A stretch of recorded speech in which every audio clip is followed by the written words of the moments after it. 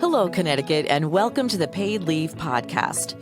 The title basically says it all. I'm Nancy Barrow, and I will be delving into this new state program and how it can help you and your family. This podcast will give you information you should know about Connecticut paid leave and maybe just a little bit more. Connecticut paid leave brings peace of mind to your home, family, and workplace.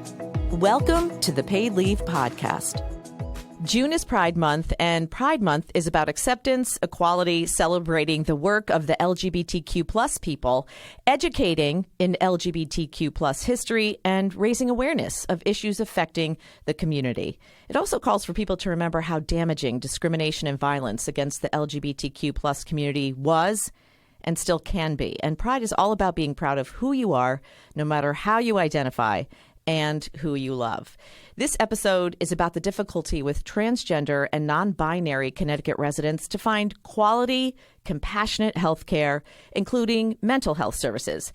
We will also touch on gender-affirming surgery, which is considered to be life-saving surgery. More than 24 bills targeting transgender and gender nonconforming health care in 11 states have already been proposed for the legislative session since the beginning of 2023. And the rise in this has led to an increase in threats and harassment against children's hospitals with gender-affirming care programs. And a lot of studies have linked gender-affirming care to reductions in depression and suicide among transgender and gender nonconforming youth. Paid leave does cover gender-affirming surgery, allowing someone to take up to 12 weeks of income replacement while they take care of their own serious health issue, or if a parent is being a caregiver to a loved one who is recuperating from this surgery. I have two wonderful guests on the podcast today. Tony Ferraiolo is the director of Healthcare Advocates International's Youth and Family Program, and their mission is to provide a safe place for LGBTQ plus youth and their families to be supported. And Katie Tierney, she is the medical director of Middlesex Health Center for Gender Medicine and Wellness. And welcome to the podcast, Tony and Katie. Thanks for having me. Thank you so much. How did you two meet? Do you remember, Katie, how we met? Because this was a long time ago. I don't know. I feel like I've always known you. Yeah, I think it was at a conference in Philly, actually. It might have been. And I just was drawn to Katie's energy because she's super kind and super compassionate provider, which you would think would be like something that you'd run into all the time, but it's not.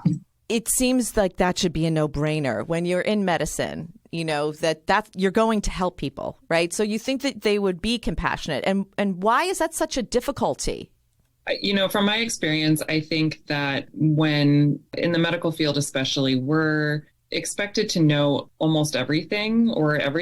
And when someone is faced with something they don't understand necessarily or haven't been trained on, that's what creates discomfort. I found the more trainings I've done, the more language I can help people understand. And the medical part of it really isn't that difficult. It's pretty straightforward and also no more difficult than any other human that we take care of. And so sort of bridging that gap and learning that vocabulary has been really instrumental in making sure that people just sort of take a deep breath, relax, and recognize that a human is a human in front of them. And we see lots of patients with lots of specific issues, and this is no different. It really is. One of the things that I think is the most challenging for people is that it really challenges your own sense of identity and your own ideas about gender in the world. And that is really where we get stuck.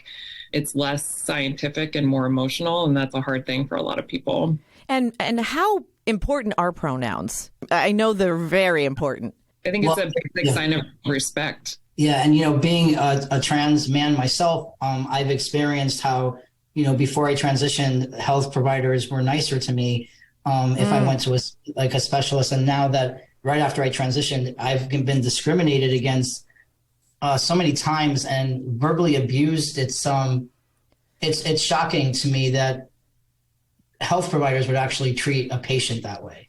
So, you know, and you know, when you walk into a space where you're expected to be taken care of, and then you're treated with such disrespect, it is something. I was diagnosed with kidney cancer in 2014, and I was sent to a urologist. And back then, and Katie probably remembers this, we used to say, "Are they trans friendly?" we would have to ask our providers if specialists were trans friendly. And my provider said, yep, she said she would see you. So I went to see her. She came into the office and she says, good afternoon, Mr. Ferraiolo. And I didn't know if she knew I was trans. I didn't know if she needed to know I was trans because of the cancer and stuff like that. Well, they didn't know it was cancer yet, blah, blah, blah, blah. So I said, do you know who I am? And she says, yes, Vanessa told me who you are. Good job. And she fist bumped me, which I thought was really odd. She then said to me, how do you have sex? And I said, whoa, you don't know who I am because I train at this hospital and that's a curiosity question. And she stepped closer to me and she says, no, how do you have sex? So I always go to like a place of humor when I'm scared. I mean, here's the reality of it. I don't care how nice you are as a provider. The playing field is not even when your patient is sitting in front of you. It's not. So I said, well, I've been performing sexually as a man all my life. And she was like, well, how the hell do you do that? And I said, well, there's things you can buy. And she says, oh, good. Now I know to tell my husband when his stops working. Now you would think that I would have gotten up and walked out of that room. I was scared. And I have really thick skin. So she says to me, I have to do an internal exam. And as soon as she said that, my whole body went into a fight or flight. I was shaking. My voice was shaking. Anybody, even if they weren't medically trained, would have known that this person is in distress. And I said to her, please no. And she said, don't worry about it. It's going to look like an old lady's anyways because there's no estrogen in your body. I got on the table and I was crying. I was just crying out loud. And she looked up at me and said, wow, I thought you'd be much more enlarged than what you are. And then I said to her, please stop. She goes, I'm done. Get dressed and meet me outside by the computers. So I remember shaking so much I can barely, button my jeans. I did have cancer.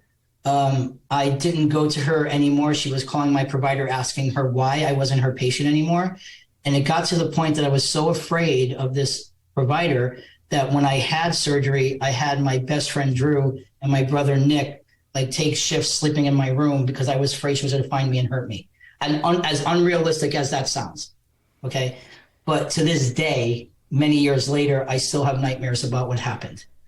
So, if you're a provider that for some reason the LGBTQ population, or maybe just the trans and non-binary people aren't your faves, I don't judge. But you must separate your personal values from your professional values if you're going to do this work. If you're not going to do that, then you need to find another career path. Because every patient deserves to go into a provider and be treated with dignity and respect, for sure. Oh, absolutely. And that's heartbreaking. Have you heard stories about kids having the same experience that you had? Yeah. So when I started my support groups in 2008, one of the things I noticed immediately were these kids were coming into these groups crying about how their providers didn't understand them and how they were treating them. So I said to them, tell me what you want them to know. And there was a paper written by myself and some people at Yale that was published, 10 things your trans and non-binary patients want you to know. But since then, things have been getting better because now there's places like Middlesex Gender Program. There's a bunch of places in Connecticut that we feel comfortable sending these kids to, and they're being treated better. But again, pediatricians, they're not trained enough. I mean, to really treat these kids with respect and talk about pronouns and names. If you don't honor their chosen name and pronoun at the beginning of that visit at the front desk, that appointment is over. So that's why pronouns and names are super important. Yeah, I think Tony's point that, it's not a level playing field to start with is a really important one. It's just there's lots of power differential there just from being a medical provider and a patient. And so the patient is already sort of at a disadvantage. And I think for gender diverse patients, that's even worse because either they anticipate discrimination or there is actually discrimination. And both of those are difficult to overcome. So it takes an extra second to say, I want to make this the safest place it can be for you. And how can I make that best for you? Because ultimately it's not up to me. And a pronoun or a chosen name can either be a deeply respectful relationship or it can be a weapon. And the choice is on the provider and the patient together to make that a working relationship. And ultimately, like you said, we medical providers are often here to help people. And in order to do that, I have to find out how to make that best for the patient. And I'm not, I'm not perfect. I don't always do it correctly. And sometimes things change and I don't realize they've changed. But that's on me to ask those questions over and over again to make sure that as the person is exploring their identity or as they're making decisions, that I'm keeping up as well as they are.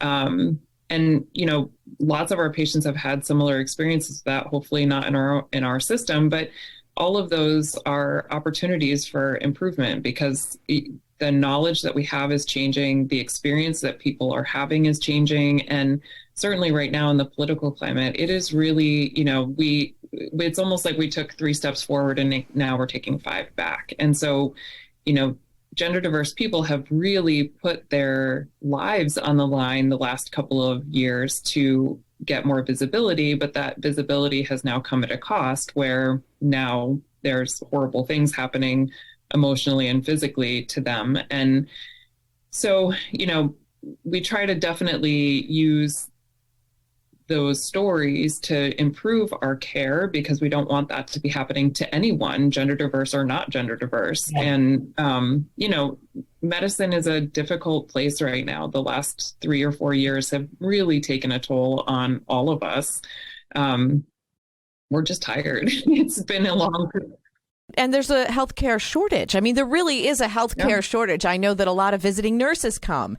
So do you have to train people who come in just for, a short amount of time how to speak? Absolutely. So there's training for that. Yeah, because language matters. Larry, I've been training hospitals since 2008 and medical providers since 2008. And language matters, not just the pronouns, but how do you use language when you have to do an exam on a trans or non-binary person?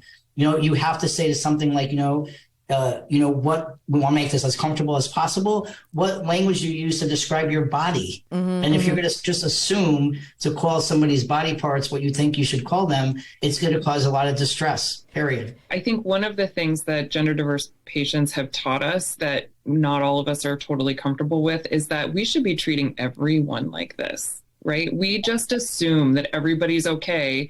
Everybody with a vaginal canal is okay with having something put in there in a medical space. That's not true. Yeah. And so what I think we can learn from the gender diverse community is that we should all be treating each other with a lot more respect than we are. Someone said to me the other day, we were talking about burnout, and what they had learned from a conference was that burnout is almost less about quantity and more about finding meaning in what you're doing. And so for me, this is everything I've ever wanted out of a career, right? And personally, just because I feel like there's such an opportunity and so much joy in this work that we often talk about the difficulties and the terrible stories, but honestly, it's less about gender dysphoria and more about gender euphoria. It really is amazing to watch people and be a part of people's stories where they get to be themselves and be authentic. And that is a hard road for all of us, but especially for gender diverse people. And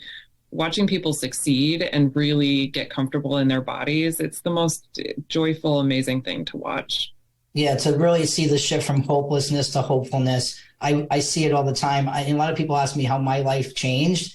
And it's very simple. Before transition, my nightly decision was, did I want to live the next day? I was very suicidal. And then after I transitioned, I can't wait until tomorrow. I mean, it's that simple, right? So why shouldn't every human who walks this earth feel that way? That's why I started working with the kids, because they come in, they're not broken, but they're definitely beaten down by a lot of things in their lives. And to be able to shift that and say, healthcare advocates, we're here for you. It just happened on Guilford Pride. Connecticut had their first Pride. It just happened. I was walking through the green, and a kid from one of my support groups came up to me and said, this is so-and-so, they're struggling with their gender identity. And this kid looked just so distressed. And I said, you are? I said, don't worry about it. I said, now you got me in your life. I said, you're probably going to say, who is this guy? I said, I'm going to take care of you. I'm going to take care of you. They just said, can I hug you? And they hugged me. They started crying. And I was like, we got your back. We got your back. That's what they need to know, that there's people, and they need to see older people who are successful, who are happy, that they have a future in this world, that there's people around them that care about them, but a lot of kids are suffering. What are the biggest challenges facing LGBTQ plus youth right now, Tony? Well, Healthcare Advocates Youth and Family Program trained 28 schools last year. That's something that we do. But this is what I found over the 17 years I've been doing this work. They can be supported at school. They can be supported at home. They can get all the medical care that they need. But when they see what's happening in this world and they don't see a free future for them, it devastates them. This whole, what's happening in states like Florida and Texas and places like that. I didn't even think about this, but one of the kids that I'm working with that's getting ready to go to college, the college he wanted to go to is in one of those states, and he's only 17. So he says, I'm not going. I can't go. Right. So it's really affecting everything in these kids' lives that, the fear of, even though in Connecticut they're protected and they know it, the kids are still petrified that one kid said, we're only one vote away from Connecticut being that way. So it's really affecting them. So schools are trying to, even though like in 2011, gender identity and expression were added to Connecticut's anti-discrimination bill, and then they wrote like policies for trans and non-binary students, right? There's still schools that don't understand the policies. So that's why we go in there and we train them with kindness. Sometimes that's hard. I was going to say, yeah. Do you face resistance? I mean, let's be honest. Honestly, I'm going to be honest. Since all these states have been open about their stance, I've never had anybody in the audience be openly against trans until last month when we were training an adult ed program in Connecticut. And I come out as trans like maybe a quarter of the way into the training. So if you haven't Googled me, typically people don't say that's a trans guy, right? So as soon as I said that, this woman in the second row went, ugh, like that. And I heard her. So I said, I have a question I always ask, if cisgender person in the audience, how do you know your identity? So I said, I knew her name. I said, hey, Chris, how do you know that you're female? I had to ask her, And she was like, well, it's I was born that way and it can't be changed. And I said, well, from your answer, I have a feeling that you might not even want to be in this training. She says, I don't. And I said, I also have a feeling that you don't even like me. And she says, I don't. So I said, well, and then everybody else was like, oh my God, everybody else around her was like gasping. And I said, no, thank you for being honest with me. I said, but I have a quick question for you. Prior to you knowing I was trans, you were probably saying, who the hell is that cute, funny Italian guy? And how charming is he, right? That was probably what you were saying. She did not laugh at that. Everybody else did, but whatever. I said, but as soon as you found out I was trans, what changed for you? What changed? And she couldn't answer me. But what I didn't do is I didn't ignore her for the rest of the training. I kept engaging with her, right? And then she finally says, well, kids, they just need hope, Tony. That's what these kids need. And I said, yeah. And when we give them the medical care that they need, and we don't allow them to go through an unwanted puberty, which we know that self-harm and suicidal ideations skyrocket, and we wait and we listen and we learn from them, we're giving them hope, period. So I'm walking out of the venue, and they were having this big lunch. I couldn't stay. And all of a sudden, she says to me, hey, Tone, do you want a chicken cutlet to go? And I was like, no, thank you, because now I shifted her, right? I wasn't angry. I didn't ignore her. I showed her that I'm human, she's human. And I said to her during the training, you and I do not agree on what trans and non-binary kiddos should have in their lives. But we don't have to hate or hurt each other over it, right? We don't have to hate or hurt each other over it. That's what's happening. That's what's different now, is people are hurting people. And, yeah. Tony, can I just talk a little bit about the amount of energy that it takes to get through a training like that, where there's open hostility, right? Yeah. And you yourself have put your own energy on the line time and time again.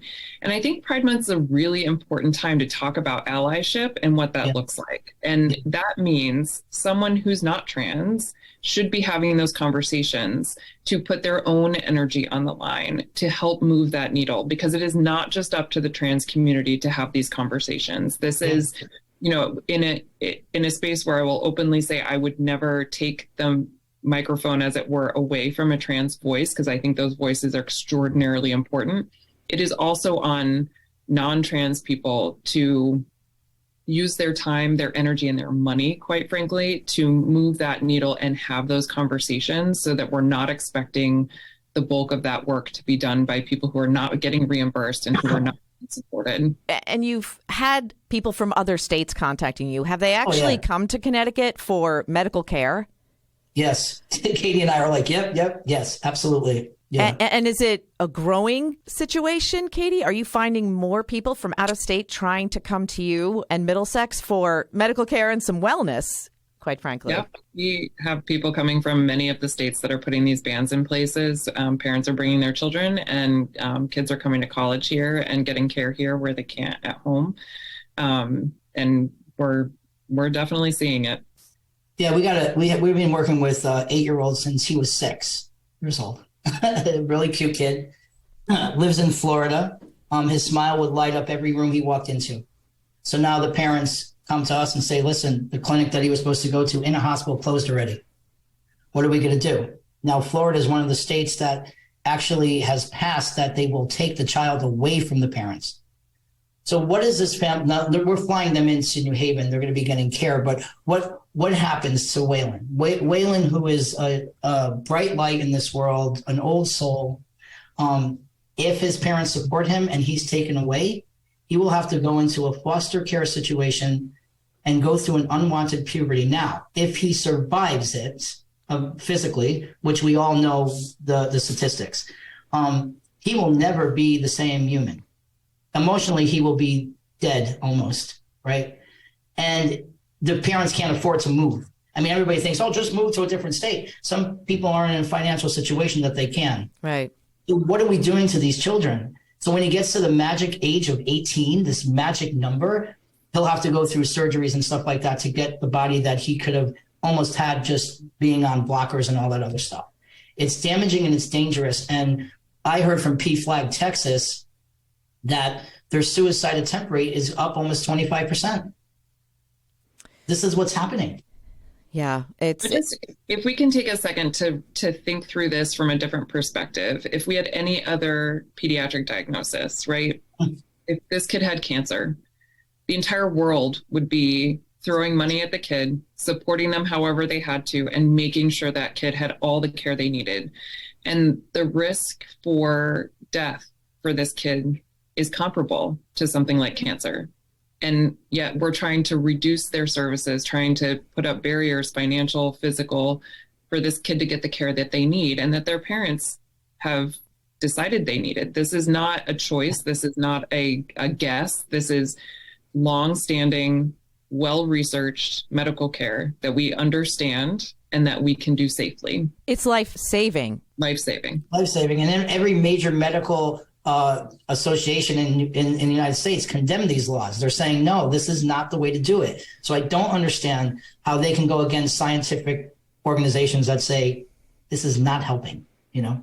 And now Connecticut paid leave also covers this, you know, Yes. for residents in Connecticut, whether it's a caregiver, like a parent taking time off from work to help in the situation and not worrying about losing their job. You know, I'm like you said, I'm very proud of Connecticut for having a very comprehensive paid leave program. It's so amazing. And it's such a shift in general philosophy about health. We live in a society where it is go, go, go all the time. And the idea that we could slow down and actually get ourselves into a place where we're healthy so that we can be productive members of society and have a good life that's full and authentic is extraordinary. Yeah, like I never thought I would land here. And I never thought I would land here, honestly. I mean, I can almost, like when I'm walking out into my home, I'm like, oh my God, I can't believe like I'm here and I'm happy. And I don't have to worry about anything really, but just taking care of myself. But everything, my journey like was easy kind of because I had money in the bank to access the surgery that I needed. You know, a lot of people don't have that, and a lot of insurance companies still aren't paying for it. And, you know, and my friend, again, Drew Levisser, and I started the Jim Collins Foundation in 2008, and we fund surgeries for trans and non-binary people all over the country. And I think we stepped down about maybe 7 years ago, as I was the board president for 10 years. But I think they're up to like 55 surgeries that they've given and they're life-saving surgeries. If Katie had a patient and Katie didn't think that patient should start hormones, no matter for what reason, she's not going to give it to them. Right? Katie, I'm speaking for you, but so it's not like a kid can knock on a provider's door and say, give me blockers and give me tea. There's a lot more involved with that. Well, it is medical decision making, right? We talk all the time about this idea of informed consent, but we are doing informed consent with literally every patient for every decision, because it is not my body. It is not up to me. I am a wealth of knowledge and experience, but that is it. I know what we know and what we don't know. And then ultimately it is up to the patient to decide what is right for their body. As long as even if I told them, if we're talking about risks and benefits, the risk and benefit calculator is personal. It is not medical. So it has to be a joint decision with shared decision making all the time. We live in a very gendered society, right? Mm-hmm. We live in a super binary society and it is rooted in capitalism, where you can make money based on people's identities. And so gender is not, gender is constructed by us and then handed to children. And the children either say, yes, this feels normal to me, or no, it doesn't. And the idea that we're going to challenge that is very, very difficult for a lot of people to understand, because as a parent myself, I do love a good plan. I love to know what's happening and what's going to happen with my children. It makes parenting a lot easier, but that's not how it goes, right? We are here to explore and learn and change our paths and make different decisions. And there are not just two roads. There is not a female road and a male road. And breaking down that idea and letting kids explore what really feels comfortable to them it's definitely not as easy, but it is much, much more beautiful for sure. What is it that you feel would be the important takeaway from Pride? Action, vigilance, and celebration. There you go. Yeah, it has to be. For several years ago, after marriage equality was pretty much said and done, I really felt like, well, is Pride really going to have that much meaning anymore if we really break down these barriers? And it means more than ever. It is, as a part of the queer community, it is so great for me just personally to be in a whole, celebration of our culture and our people, and really to, we often conflate LGBT and trans issues. And I think Prides especially are a good opportunity for both groups to come together and use each other as resources to advance all of our issues at the same time. But it is, not for nothing, celebrations are fun for Pride. There are horses dressed up as unicorns. I think it's so important for the families also to see that their kids are being celebrated, because as a parent, your fear is always that your kid is not going to be okay in the world. And to see that there is a whole world where they are really okay is a really important step for lots of people who are not sure. Because often it's not that they don't want to support their child, is that they don't know how, and they don't know that it's all going to be okay. It really is my honor to do this work. If you told me before I transitioned that I'd be working with kids, everybody that knew me would laugh at you. They'd be like, no way, this guy is not going to be working with kids. But here I am, and this is my life's purpose for sure. Katie, how do you work the wellness part into the program? The entire point of including wellness is that we are all whole human beings and not just our gender, right? So we want to make sure that we are taking care of the whole body, not just somebody's, we're exceptional at taking care of gender as well, but we want to make sure that our bodies are taken care of, whether that's encouraging exercise or having opportunities for other screening tests or support groups or mental health services, whatever that person needs is what we want to do. So, really trying to look outside the box, making sure that we're approaching everybody as a whole person, making sure that we're partnering with the community, so we're meeting the community's needs as well. I think community hospitals are really where this kind of care is so perfect, because we're not huge, but we are mighty. And we have that personal touch, really, that, when you ask a question to the contact us submission area on our website, it's going to be one of two of us who answer that question. So, really coming at it as a family, taking care of family rather than an institution providing services is the goal. Tell me how important binders are and why you are so behind trying to get these kids these binders. I didn't know about binders when I was just realized I was trans, and my top surgery saved my life. I can tell you that much. But I was at a True Colors conference, and I was doing my first workshop called Binding and Passing and Packing Oh My. That was the name of it. And before I went to the conference, I asked a bunch of guys that I got to know, do you have any binders? Because I heard these binders might help people. I collected about 25 binders, and I had them in the back of the room. And there was about 15 kids that showed up for that workshop. And one kid, he was with an adult, and he looked really depressed, like really, really sad. And at the end, I said, hey, guess what? There's binders in the back. Grab one. And they were like, oh, my God, binders. I'm walking down the student union hall, and all of a sudden I get a bear hug from the back, and I turn around. It's that kid that was depressed. And he said, look at me, Tony, look at me, with his big smile because he had a binder on. Sorry, it really makes me emotional. And I knew from that moment that was life-saving. So I started engaging with a manufacturer of binders, and they were donating them to me. And then when I started with Healthcare Advocates, they said, bring it into the program. So now you can go on our website, hcai.com and hcaillc.com, and go to our youth page and order a binder. And I ship them out on every Thursday. So, and we're shipping them all over the world. And for people who don't know what a binder is, can you explain? A binder is, it almost looks like a tank top, and it compresses your chest to be flatter. So for trans masculine people that need it and can't access surgery maybe, or even too young to have surgery, it really helps them mentally and emotionally. For non-trans people to understand it, an easy way would be for many of our patients who have mastectomies for breast cancer, the reflex, and a lot of money and time and pain is spent to reconstruct those breasts because it is important to their identity, and it is wholly supported when you have breast cancer, but somehow not wholly supported when it's a trans person. Thank you for that explanation. I think that would make a lot of people understand. I bet both of you have learned a lot through your own journeys. Katie, what have you learned being in this position, this very important position that you are in Middlesex Hospital? Really, honestly, I've learned that people are extraordinary.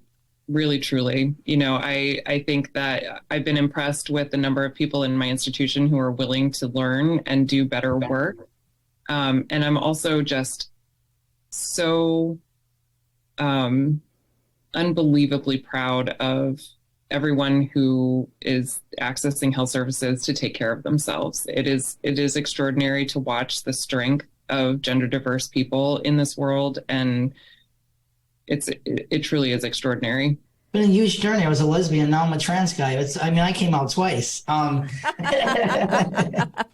I realized was, and I got to say, like, I never felt love before. I had a really, hard childhood, but I've learned that people will give you a chance. I've learned that not everybody's a jerk, and not everybody's deliberately trying to piss me off. Sometimes, you really sit in a space of kindness.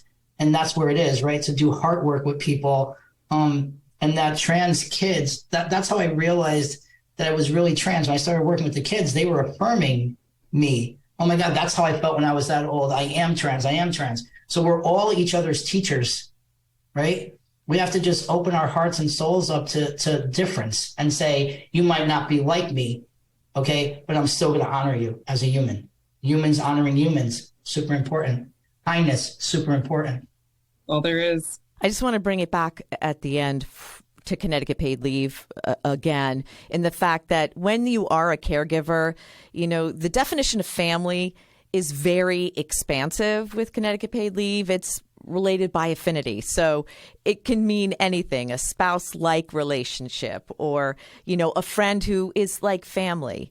How important are these services? How important is Connecticut paid leave to the transgender and non-binary people and to parents who are helping them as caregivers? Well, I think this is huge for anybody, trans or not, I mean, to be able to not have to worry about financial hardship because you're trying to care for somebody that you love when they had medically necessary procedures done. I mean, this is awesome. I think it's if nobody knows about it and they find out about it, and they will now because I know about it, it can really help a lot of people not have to have that stress of, oh my God, how am I going to handle this? How am I going to do this? And also, not all of us have families that are either supportive, or we have enough people that can do this kind of thing. And so that expansive definition of what counts towards this is extraordinarily helpful. The sort of random lines that we put down for what is and what isn't family is not helpful in a lot of ways. And so to have that be more expansive so that people can actually access these services and have help is great. It's wonderful, too, because it's up to 12 weeks of income replacement, and it can be done in a block or intermittently or at a reduced schedule. So there's so much flexibility, which is what I really love about the program. It's great. I want to thank my guests, Tony Ferraiolo and Katie Tierney, for joining me today on this very important podcast. Thank you both for your expertise and talking about this very important discussion that I think we needed to have. And of course, it is Pride Month, so I hope Pride Month is everything that you want it to be. Yeah, happy Pride. Yeah, happy Pride. To apply for benefits, go to ctpaidleave.org. This has been another edition of the Paid Leave Podcast. Please like and subscribe so you'll be notified about new podcasts that become available. Connecticut Paid Leave is a public act with a personal purpose. I'm Nancy Barrow, and thanks for listening.